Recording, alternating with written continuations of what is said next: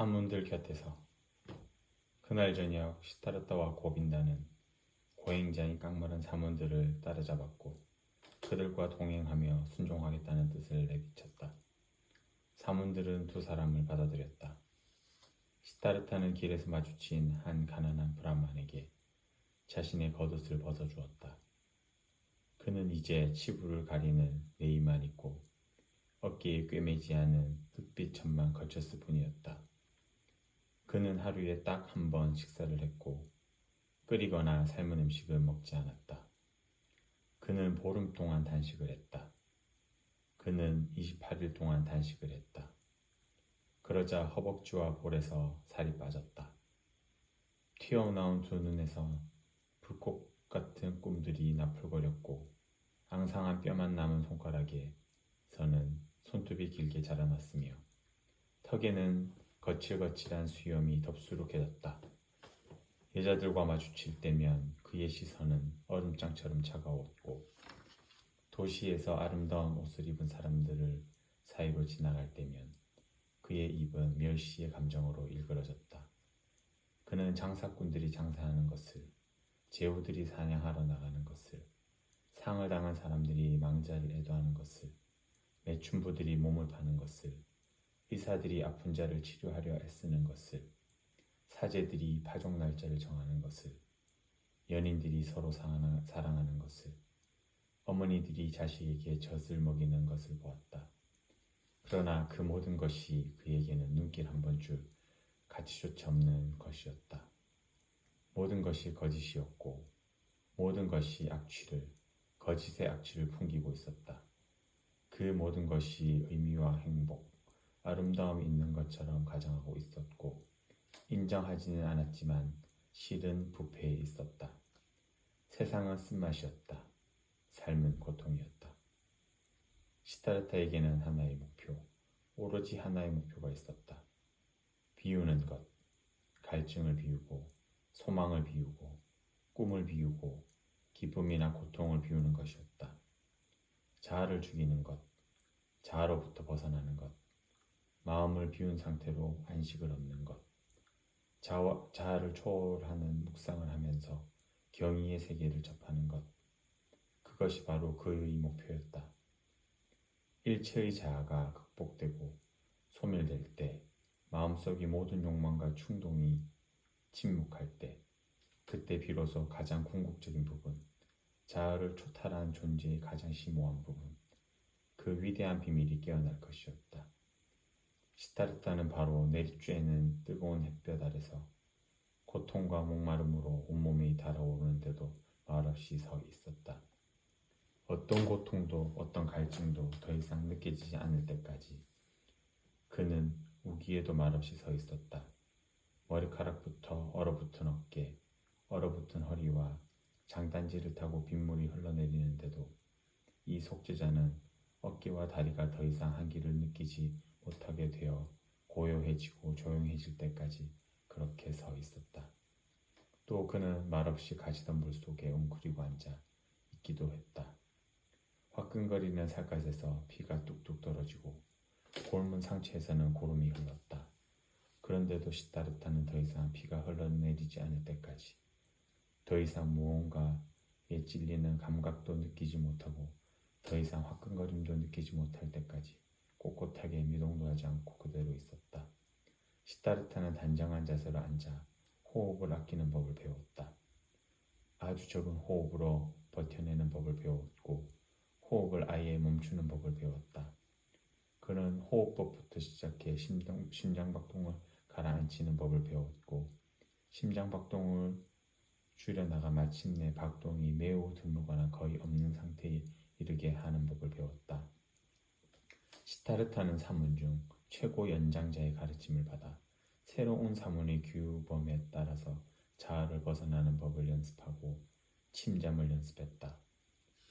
외가리 한 마리가 대나무 숲 위로 날아갈 때면 시타르타는 외가리를 자신의 영혼 속에 받아들여 스스로 한 마리 외가리가 되어 숲과 산 위로 날아올랐고 물고기를 잡아먹었으며 외가리가 겪는 굶주림을 겪고 외가리가 우는 소리로 울고 외가리의 죽음을 겪었다.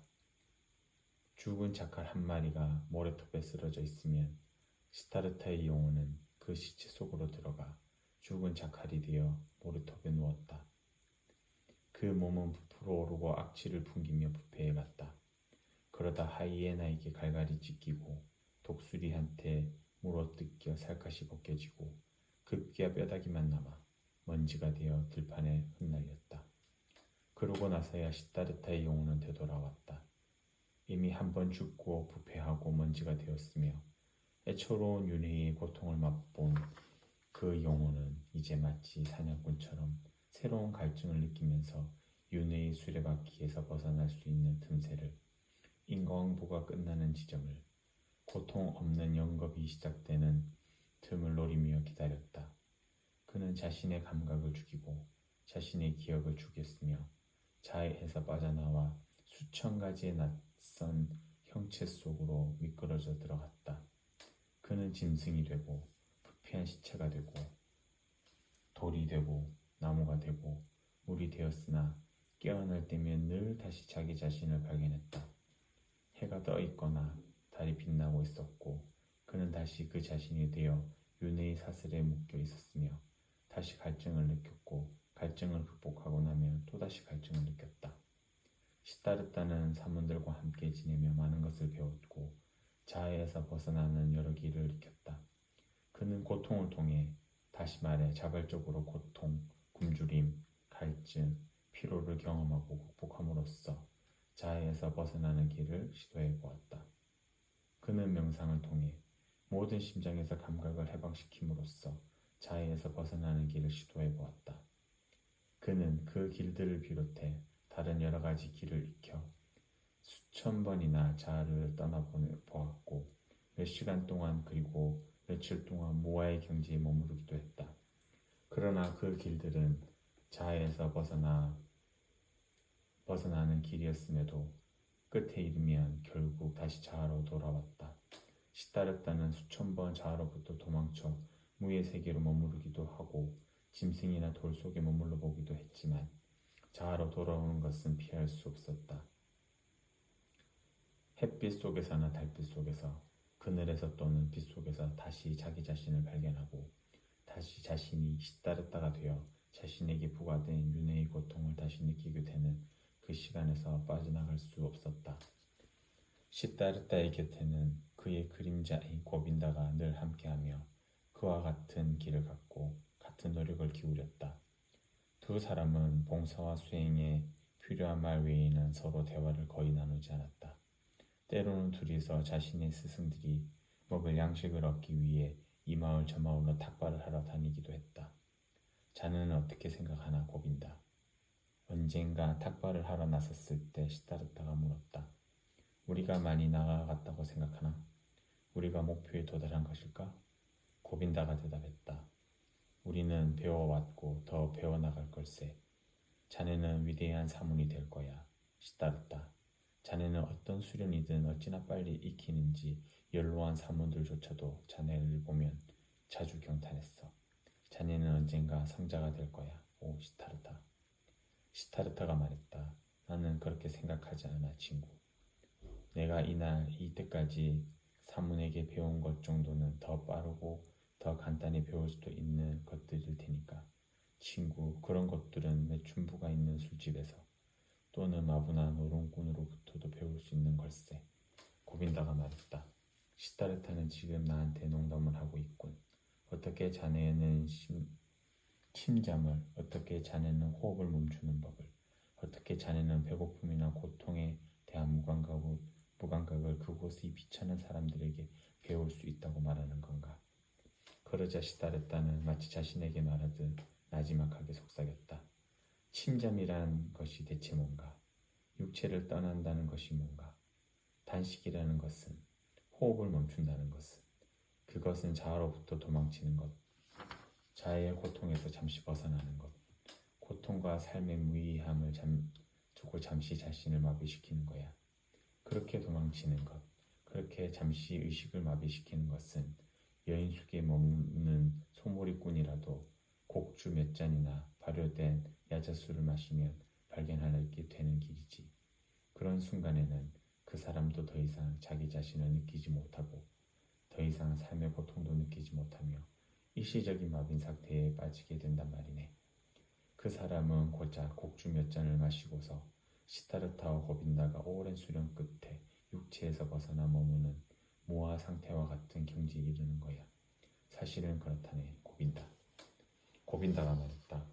여보기 친구, 자네는 말을 그렇게 하지만 시타르타는 소몰이꾼도 아니고 또 사무는 술주정뱅이와 다르다는 것을 알고 있어. 술꾼도 마비 상태에 들어가고 또 잠시 도피하고 휴식을 얻을지는 모르지만 취한 상태에서 깨어나면 모든 것이 이전과 다름없다는 사실을 발견하게 되지. 이전보다 더 현명해진 것도 아니고 새로운 지식을 쌓는 것도 아니고 몇 단계 더 올라간 상태가 되는 것도 아니란 말일세. 그러자 시타르타는 미소를 지으며 말했다. 나는 잘 모르겠군. 한 번도 술꾼이 되어본 적이 없거든. 그렇지만 나 시타르타는 여러 수련과 침잠 속에서 단지 일시적인 마비 상태만 체험했을 뿐이고 어머니의 뱃속에 있는 어린아이와 마찬가지로 예지나 해탈로부터 멀리 떨어져 있음을 알고 있어. 오, 고빈다. 나는 그 사실을 잘 알고 있다네. 그리고 또 어느 날 동료 사모들과 스승들을 위한 양식을 구하려 고빈다와 함께 숲을 떠나 마을을 돌아다니고 있을 때 시타르타는 말했다. 어떻게 생각하나 고빈다. 우리가 지금 올바른 길을 가고 있는 걸까? 우리가 정말 깨달음에 다가가고 있는 걸까? 우리가 정말 구원에 다가가고 있는 걸까? 아니면 윤회의 수레바퀴에서 벗어나고 있다 여기면서도 우리는 여전히 제자리를 맴돌고 있는 게 아닐까? 고빈다가 말했다. 우리는 많은 것을 배웠어. 시타르타. 그리고 아직 배울 게 많지. 우리는 제자리를 맴도는 것도 아니라 위를 향해 올라가고 있어. 우리는 걷는 길은 나선형이고 우리는 벌써 여러 단계를 올라온 거야. 시타르타가 대답했다. 자네는 우리 중에서 가장 연로한 사문. 우리가 존경하는 스승의 연세가 얼마쯤 됐을 것 같은가? 고빈다가 말했다. 가장 연로한 분은 이미 60살쯤 되셨을 테지. 그러자 시타르타가 말했다. 그분은 나이가 60인데도 아직 일반에 이르지 못했어. 그분은 70이 되고 80이 될 테고 자네나 나 우리도 그분처럼 나이가 들 때까지 수련을 계속하고 단식도 하고 명상도 할 테지.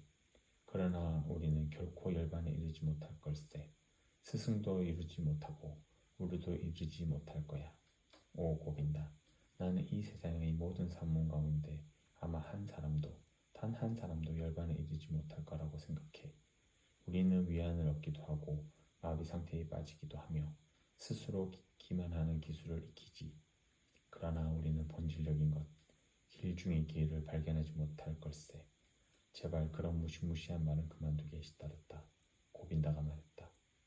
대체 왜 학식을 갖춘 저 많은 이들, 저 많은 브라만들, 엄격하고 존경받을 만한 저 많은 사문들, 저 많은 구도자들, 저 많은 열성적인 자들과 저 많은 성스러운 자들 중에서 그 누구도 길 중의 길을 발견하지 못한다는 건가? 하지만 시타르타는 냉소와 슬픔이 한껏 묻어나는 목소리로 다시 말해 조용하면서도 다소 슬프고 다소 냉소적인 목소리로 말했다. 고빈다. 자네의 친구는 곧 자네와 함께 오랫동안 걸어온 이 사문의 길을 떠나고자 하네. 고빈다. 나는 갈증에 시달리고 있고 이 기나긴 사문의 길에서 나의 갈증은 조금도 줄어들지 않았어. 나는 항상 깨달음에 목말라 있었고 항상 질문에 가득 품고 있었지. 나는 해마다 브라만들에게 질문을 던졌고 해마다 성스러운 배다 경전들을 뒤적이며 의문을 풀어보고자 했어. 오 고빈다. 내가 코뿔소나 침팬지에게 물어봤어도 지금 이 정도에는 다다르고 이만큼 현명해지고 이만큼의 효과는 거두었을 거야. 오 고빈다. 나는 그토록 많은 시간을 들였으나 아직도 인간이 아무것도 학습할 수 없다는 사실조차 제대로 배우지 못했네. 사실 내가 보기에 이 세상에는 배움이라는 일컬을만한 것도 없는 것 같아. 오 친구여. 오로지 하나의 알만이 존재할 뿐인데 그것은 도처에 있는 아트만이며 내 안에, 자네 안에, 그리고 모든 존재 안에 있지. 이제 나는 이러한 알에 이르는데 가장 큰 방해물이야말로 알려고 하는 의지, 배움이라는 생각이 들어. 그러자 고빈다는 발걸음을 멈추고 두 손을 치켜들며 말했다. 시타르타, 그런 말로 친구를 불안하게 만들지 말게. 정말이지 자네 이 말은 내 마음속 불안을 일깨우는군. 한번 생각해보게. 자네 말대로 배움이라는 것이 결코 존재하지 않는다면 기도의 성스러움은 무엇이고 불안만의 계급의 존엄성은 무엇이며 사문의 신성함은 무엇이란 말인가? 오 시타르타, 자네 말대로라면 이 지상에서 신성한 것, 가치 있는 것, 존중할 만한 것이라는 게 대체 무엇이란 말인가? 그러면서 고빈다는 식구 우파니샤드에 나오는 한 구절을 웅얼거렸다. 깊은 생각에 잠겨 정화된 정신으로 아트만 속으로 침잠하는 자, 그의 마음은 이루 말할 수 없는 지복을 누릴 것이다. 그러나 시타르타는 말이 없었다. 그는 고빈다가 자신에게 한 말을 생각하며 그 말이 궁극적인 의미를 헤아려 보았다. 그는 걸음을 멈추고 서서 고개를 숙인 채 생각에 잠겼다. 그래, 우리에게 신성해 보이는 모든 것 중에서 남아있는 것은 무엇인가?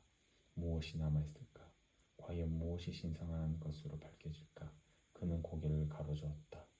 두 젊은이가 사문 곁에서 머물며 함께 수영한 지 어느덧 3년 정도가 흘렀을 때 이런저런 경로를 통해 직간접적인 어떤 소식, 어떤 소문, 어떤 풍문이 들려왔다. 고타마라는 인물이 나타났다는 것이다. 숭고한 자, 부처로서 자기 안에서 세상의 고통을 극복하고 윤회의 수레바퀴를 멈추게 하리라고 했다.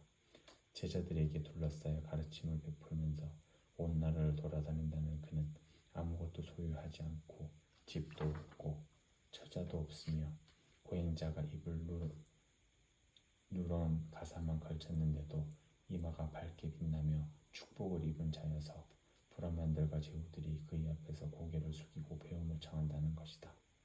이런 풍문, 이런 소문, 이런 이야기가 들려와 향기처럼 이곳저곳으로 퍼져나갔고 도시에서는 브라만들이 그에 관한 이야기했으며 숲에서 사문들이 그에 관한 이야기를 했다. 그리하여 고타마라는 이름, 부처라는 이름은 두 젊은이의 귀에 거듭 들려왔는데 호의적인 말과 악의적인 말, 칭송하는 말과 비방하는 말이 모두 있었다.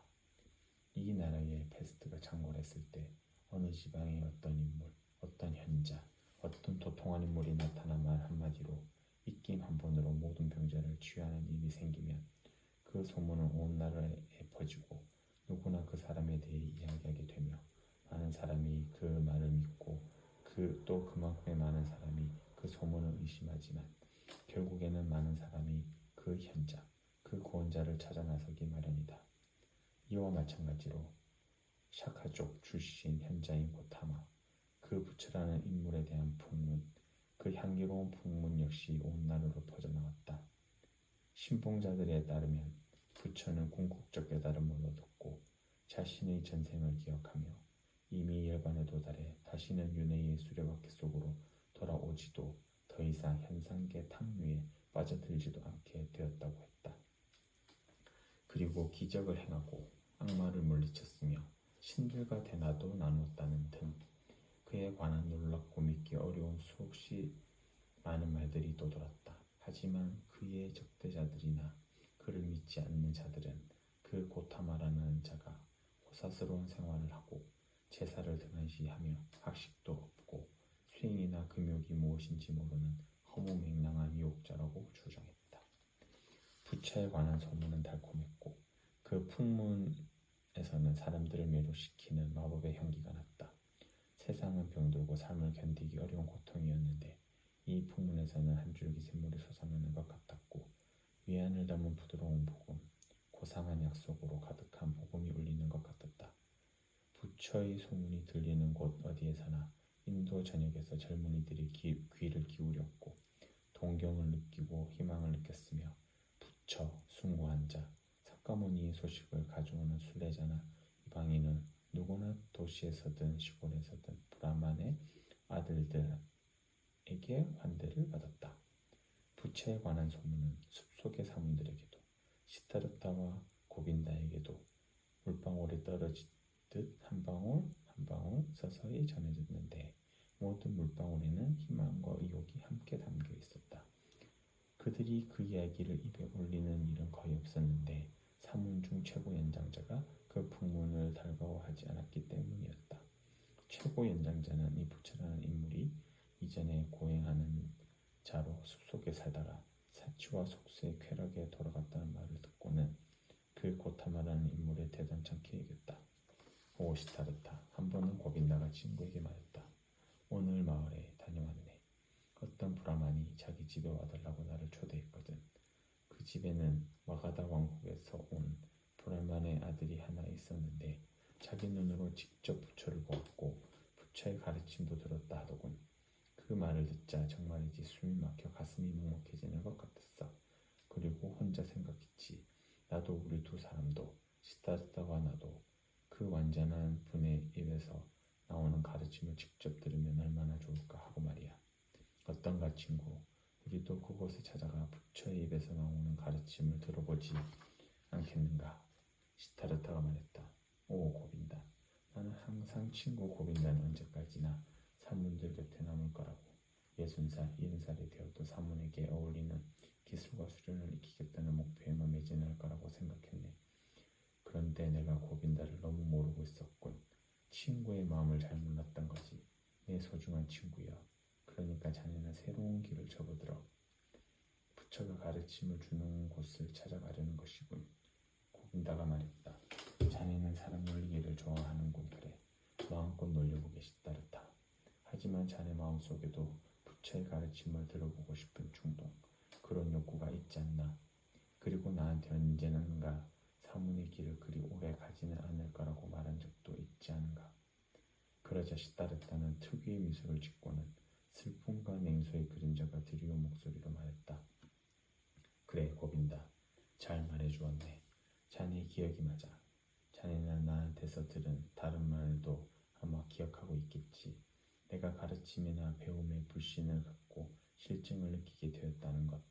스승들이 우리에게 들려주는 말에 대한 믿음을 줄였다고 한 것 말이야. 사랑하는 친구, 어쨌거나 나도 그분의 가르침을 들을 용기가 있어. 물론 마음속으로는 우리가 그분의 설법 가운데 최고의 열매를 이미 맛보았다고 생각하지만 고빈다가 말했다. 자네가 그럴 생각이 있다니 기쁘군. 그런데 그게 어떻게 가능하지? 우린 아직 고타마 설법을 듣지 않았는데 어떻게 그분의 설법 가운데 최고의 열매를 알 수 있다는 말인가? 시타르타가 말했다. 우선은 이 열매를 맛보고 그 다음 것을 기다리도록 하지. 고빈다. 우리가 벌써 고타마에게 받은 열매란 바로 그 사람이 우리를 사문들 곁에서 떠나게 한다는 거야. 그 사람이 우리에게 다른 더 좋은 곳을 줄 수 있는지는 친구야, 조용한 마음으로 기다려보기로 하세. 바로 그날 시타르타는 사문 중 최고 연장자에게 그곳을 떠나겠다는 자신의 결심을 알렸다. 그는 젊은이로서 그리고 제자로서 갖춰야 할 예의와 겸손함을 모두 갖추고 이러한 결심을 털어놓았다. 하지만 최고 연장자는 두 젊은이가 자신을 떠나려는 데 분노를 드러냈고 크게 소리를 지르며 거친 욕설을 했다. 고빈다가 깜짝 놀라며 당황하자 시타르타는 고빈다의 귀에 입을 갖다 대고 나직이 속삭였다. 이제 내가 저 늙은 사문들한테 내가 뭔가 배웠음을 보여주겠네. 시타르타는 그 앞에 바짝 다가서서 온 정신을 집중해 늙은 사문의 시선을 자기 시선으로 제압하고 감히 입을 열지 못하게 만들었으며 그의 의지를 무너뜨리고 자신의 의지에 굴복시켜 자신이 요구하는 대로 말문을 닫게 만들었다. 늙은 사문은 갑자기 말문이 막히고 두 눈을 움직일 수 없었으며 의지가 마비되었고 두 팔은 축 늘어졌다. 그는 시타르타의 마법에 힘없이 굴복당했다. 늙은 사문은 생각이 그렇게 시타르타의 생각에 짓눌려 그는 결국 두 젊은이의 명령에 따를 수밖에 없었다. 그래하여 늙은 사문은 여러 번 몸을 숙여 축복하는 몸짓을 취했고 떠나는 그들을 향해 더듬거리는 말투로 경건하게 행운을 빌어주었다. 두 젊은 사문은 감사하다고 해답하고 마찬가지로 행운을 기원하는 말만 남기고 작별의 인사를 올린 후 그곳을 떠났다. 길을 가던 중 고빈다가 말했다. 오, 시다르타. 자네는 내가 알던 것 이상으로 사문들에게 많은 것을 배웠군. 늙은 사문을 마법으로 사로잡는 것은 어려운 일, 참으로 어려운 일이지. 정말이지 자네가 그곳에 계속 머물렀다면 얼마 있지 않아 무리를 걷는 것도 배웠을 걸세. 나는 무리를 걷고 싶은 마음이 없네. 시다르타가 말했다. 늙은 사문이나 그따위 기회에 만족하라지.